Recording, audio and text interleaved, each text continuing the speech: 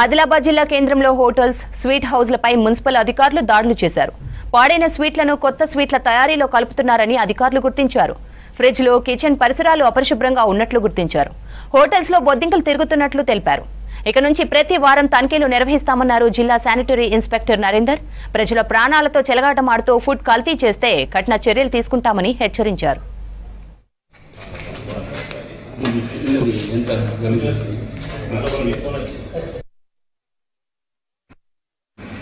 గౌరవ సిడిఎంఏ గారు మరియు మున్సిపల్ కమిషనర్ గారి ఆదేశానుసారంగా పట్టణంలోని పలు హోటళ్లను ఈరోజు తనిఖీ చేయడం జరిగింది.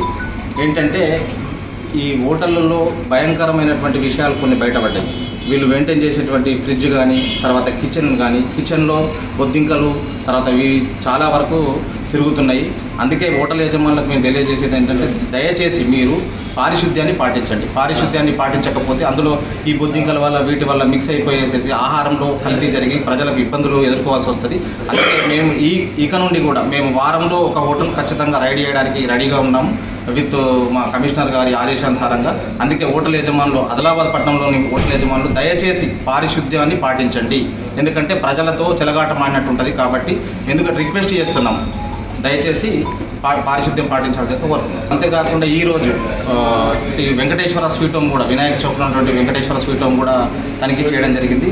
అందులో కూడా వాళ్ళు ఏదైతే పాత స్వీట్ ఉంటుందో ఆ పాత స్వీట్ను మిక్స్ చేయడం కోసమనో మరి దేనికోసమో ఫ్రిడ్జ్లో దాచిపెట్టి ఉంచారు.